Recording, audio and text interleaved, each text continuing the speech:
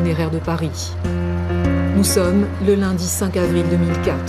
Comme tous les lundis, le fourgon se rend à l'IML, l'Institut médico-légal, dans le 12e arrondissement, installé dans ce grand bâtiment de briques rouges. Le fourgon vient récupérer des cadavres sans famille, des oubliés, sans canicule. L'IML nous a interdit de filmer le chargement des cercueils, mais cependant, vous allez entendre la voix de Cécile Roca, responsable du collectif des morts de la rue, qui assiste à ce chargement. Vous pouvez nous expliquer ce qui va se passer? Ce matin, donc, nous allons accompagner 5 personnes qui sont mortes et dont personne n'a réclamé le corps. Soit que les familles n'aient pas été retrouvées, soit que les familles aient refusé de les enterrer. Depuis janvier 2004, les bénévoles de cette association ont obtenu l'autorisation d'accompagner ces morts non réclamés. Le fourgon frigorifique quitte l'Institut médico-légal avec 5 cercueils à l'arrière et 3 bénévoles à l'avant. Quai de la Râpée, le chargement a duré 10 minutes, au plus. Dans le jargon funéraire, on appelle cela un convoi collectif, convoi gratuit, réservé en général aux indigents, aux sans domicile fixe et de plus en plus désormais aux nombreux Parisiens qui meurent seuls. Le fourgon emprunte la nationale 7, la route du cimetière de Thiers. Avant 1999, certains de ces cadavres servaient d'abord aux élèves de l'école de chirurgie.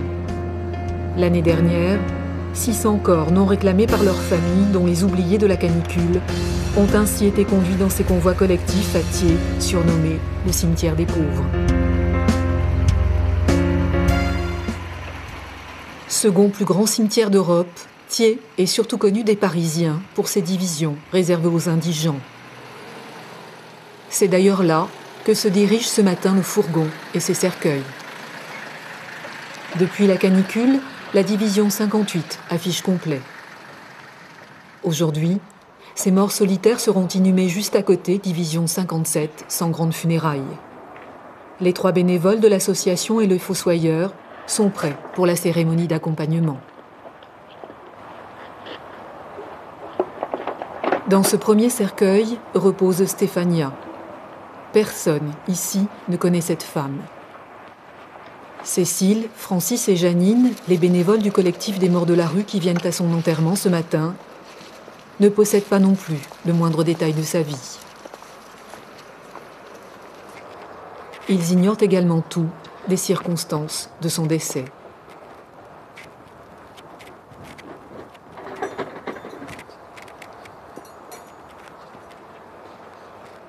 Cécile a préparé pour l'inconnue Stéphania un dernier hommage. Nous ne savons que votre nom, votre âge, 54 ans.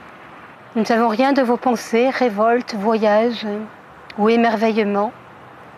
Peut-être avez-vous eu des enfants, peut-être des frères et sœurs.